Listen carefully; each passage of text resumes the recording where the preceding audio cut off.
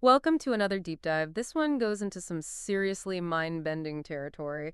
We're talking about the nature of reality, time, consciousness. And even the future of humanity. You sent in this interview with physicist Philippe Guillemant as source material. And wow, It challenges pretty much everything we think we know. absolutely. It's really interesting stuff. And Guillemot isn't just some fringe theorist, Right. out there on his own. Yeah. He's a respected engineer and physicist, worked with the CNRS, Mm-hmm. specialized in artificial intelligence. He's published books and peer-reviewed papers.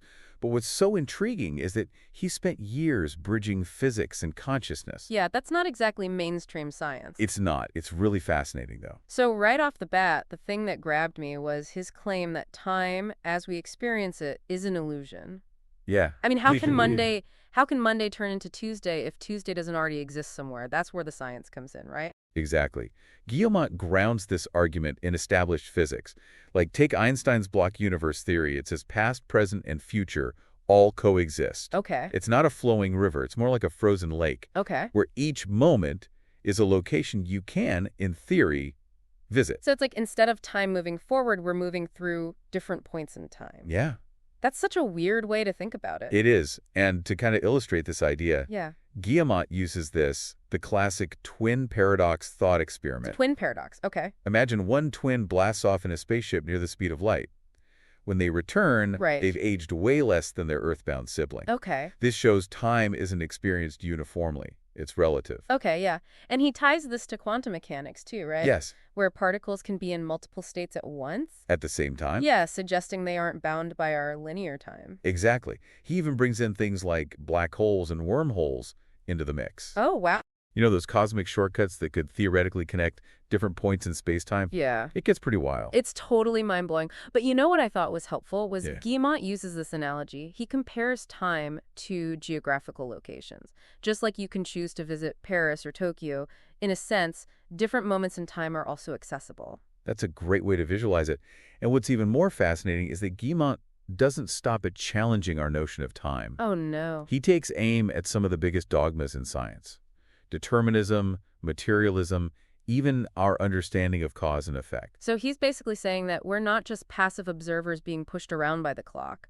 We actually have a role in shaping what happens. Exactly. He calls it double causality. Double causality. Our intentions in the present can actually influence future events, Okay. which then ripple back to affect our present reality. Oh, wow. It's like this cosmic feedback loop, and it completely upends the traditional linear view of cause and effect. Okay, I need an example. Okay. This is getting a bit too abstract for me. Okay, so think of it like using a GPS. You set your destination, and it maps a route. But if you change your mind mid-trip and pick a new destination, Right. the GPS recalculates, right? In a similar way, our future can shift based on our intention. Mm-hmm. It's not a fixed path, Oh. but a flexible space-time that responds to our choices. So instead of simply reacting to what's laid out before us, we Yeah. can actively choose a new destination and influence the path we take. That's a powerful concept. But where does free will fit into all of this? I mean, are we really calling the shots, or is there some predetermined plan? That's a great question. Yeah. It's something Guillemot explores further when he introduces the concept of collective consciousness. Collective consciousness. He suggests our individual bubbles of consciousness, like each person's own consciousness, Right. actually all come together Okay. to shape our shared reality. So, it's like we're all contributing to this giant cosmic canvas, and each brush stroke Yeah. affects the overall picture. Yep. And, it's kind of like how we see more and more people co-creating virtual spaces online through things like augmented reality and gaming. Mm-hmm. They're consciously building these shared experiences. Could this be happening on a much larger scale, shaping the reality we all experience? Exactly. And this raises some pretty big questions. If our collective consciousness influences our reality, what responsibility do we have for the world we are creating? How do our individual choices impact the whole? It makes you think. Whoa, that's deep. And to think we're just scratching the surface of Guillemont's ideas. So far, we've tackled time as an illusion and this idea of double causality shaping our own future. This is already blowing my mind. Where do we go from here? What other mind-bending concepts does Guillemot have in store for us? Okay, so we've established that our linear, clock-based view of time might be totally wrong, and that our intentions can actually influence the future. Yeah. But where does that leave us? What are we supposed to do with these mind-blowing concepts? Well, Guillemot says that clinging to that old materialistic view of reality, Uh-huh. where everything is predetermined, actually limits us. Okay. It's like we've been playing a game with only half the rules. So you're saying we've got this whole untapped potential Yeah. just waiting to be unlocked. What are some of the other rules we've been missing out on? Guillemot points to the void as a key piece of the puzzle. The void. Yeah. Now we usually think of the void as like empty space. Right, nothingness. Yeah, nothingness.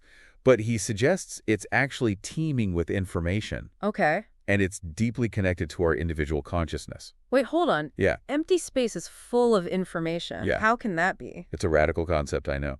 Guillemot suggests that the void holds infinitely more information Wow. than our physical reality. Really? It's like a vast cosmic library containing blueprints for every possible reality, Okay. every potential outcome. Hmm. And through our consciousness, we can tap into this library Okay. and start shaping our own personal reality. So you're saying we're not just downloading information from this cosmic library, Yeah. we're actually contributing to it, Yeah, that we're co-creating reality yeah. with this vast field of information. That's exactly what Guillemot proposes. And he kind of contrasts this void Okay. with our collective consciousness, right? Which is what shapes our shared reality, the world we all experience together. Okay, my head is spinning a bit. It's a lot. It's a lot. We've got this infinite void of information on one hand, Right. and our collective reality being shaped by our combined consciousness on the other. How do we even begin to wrap our minds around this? Right? Let alone actually use it to our advantage. Yeah. It's definitely a lot to take in.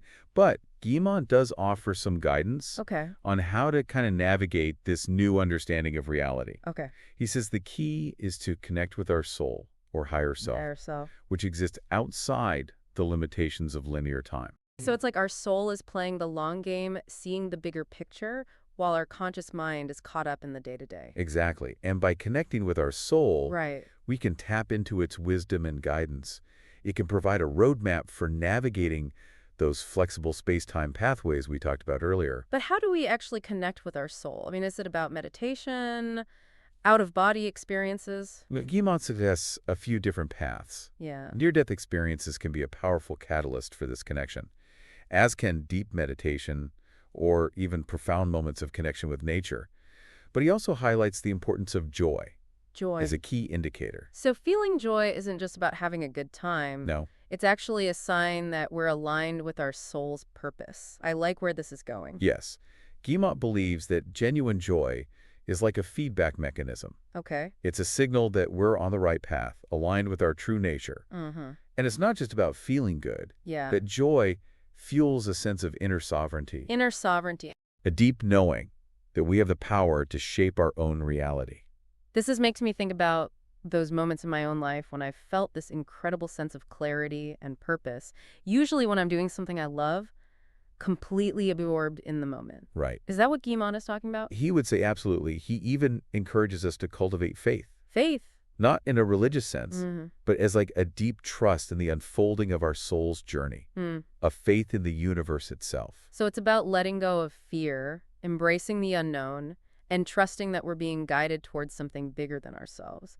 But what about all the chaos and uncertainty in the world right now? I mean, how does that fit into this picture of a brighter future? Guillemot acknowledges the challenges we're facing. He even has a term for it. Oh, does he? The resistance of the old future. The resistance of the old future. It's like the old ways of thinking, the outdated systems. Right. They're desperately clinging to power, Okay. trying to hold back the emergence of a more conscious and evolved humanity. So all this turmoil we're seeing, the pandemics, the conflicts, the economic instability, is it like a cosmic tug of war between the old and the new?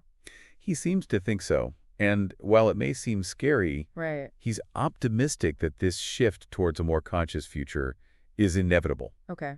But he's clear that it's not going to happen through external revolution or political change. So we're not talking about protests or fighting against the system. No. It's about something deeper, something internal. Exactly. It's about each of us individually tapping into our own inner power, Okay. aligning with our soul's purpose, and becoming the change we want to see in the world. Uh-huh. It's about cultivating inner transformation, Right.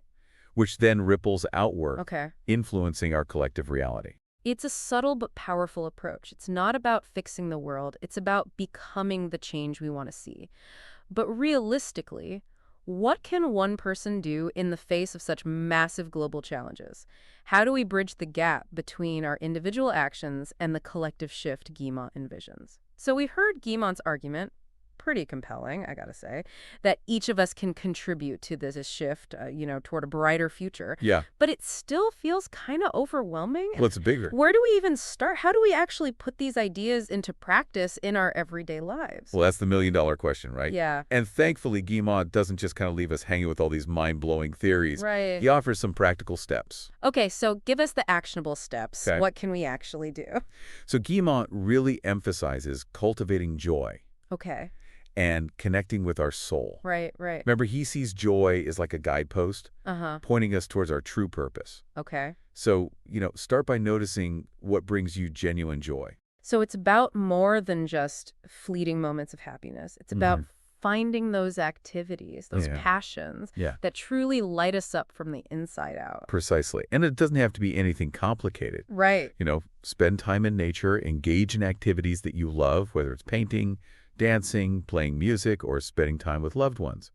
And don't underestimate the power of gratitude. Oh, yeah. Simply appreciating the good things in your life can shift your perspective Right. from scarcity to abundance. Yeah, I love that focusing on the good Yeah. instead of getting bogged down by the negative. It's like Yes. choosing to tune into a different frequency, one that Yes. vibrates with higher energy. Exactly. And Guillemot suggests that our intentions Uh-huh. become much more powerful Okay. when they're fueled by joy. So joy is like an amplifier Yes. to our intentions. It's like joy amplifies our creative power, Mm-hmm. helping us to align with the energy of the void, that infinite field of potential we talked about earlier. Okay, so let's say I've tapped into my joy. I'm feeling aligned with my soul's purpose.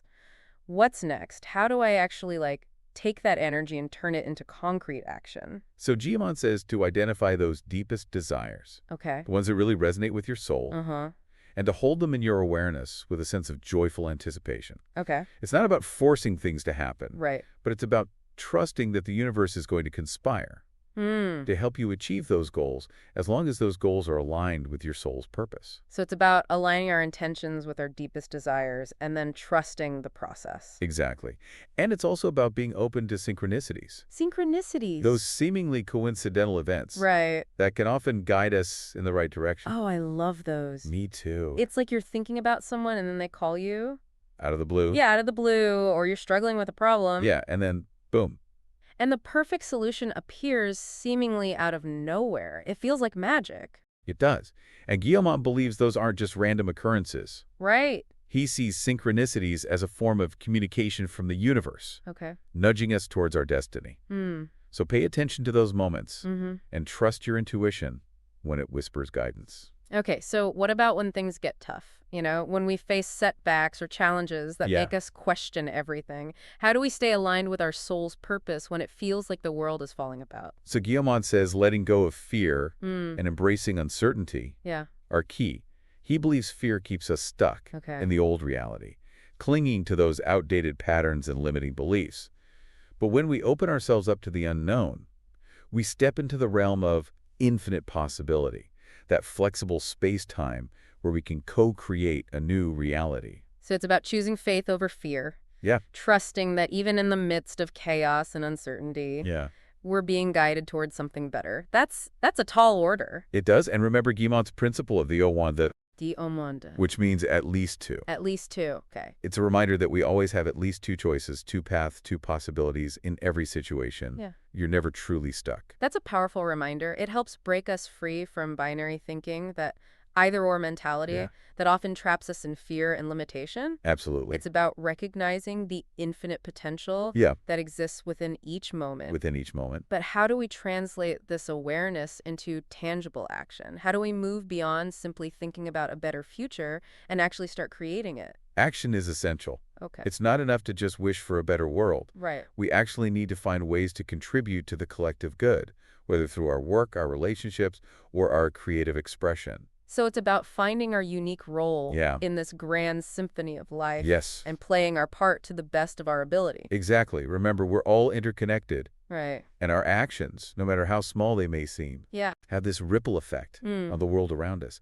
Each act of kindness, each moment of courage, each expression of love contributes to the collective shift Towards a brighter future. towards a brighter future. That's incredibly inspiring, but it's also a lot to take in. It is. It's easy to get caught up in the excitement of all this potential Right. and forget that real change takes time Yes, and effort. absolutely. And Guillemot reminds us to be patient and to trust the process. Okay. We're in the midst of a major evolutionary shift, and that kind of transformation doesn't happen overnight. No, it doesn't. It requires dedication, perseverance, and a willingness to embrace the ups and downs along the way. So it's not about instant gratification, Nope. but about laying the groundwork for a brighter future Yes, for ourselves and for generations to come. exactly. It's a long game, a marathon, not a sprint. Precisely. And it's important to remember that we're not alone in this journey. Right. We're all part of a collective awakening, and we can support each other along the way. Yeah. By sharing our experiences, our insights, and our challenges, we can amplify our collective power and accelerate this shift Uh-huh. towards a more conscious and compassionate world. This has been such an incredible journey exploring Guillemont's ideas It really has. about time, consciousness, and a future of humanity. It's definitely challenged my assumptions Me too. and expanded my sense of what's possible. It's amazing, isn't it? Yeah. And remember what Guillemot said, that powerful closing message? It's already won. Yes. He truly believes that a brighter future is inevitable. Uh-huh. As long as we continue to choose love over fear, joy over despair, and connection over separation. Absolutely. It's a powerful reminder that we have the power to choose. Every moment. In every moment, the kind of reality we want to experience both individually and collectively. So, to our listener, thank you for joining us for this deep dive into the mind of Philippe Guillemant. We hope this exploration has sparked your own curiosity and inspired you to tap into your own potential as a conscious creator. Until next time, keep exploring, keep questioning, and keep choosing love. AACA et.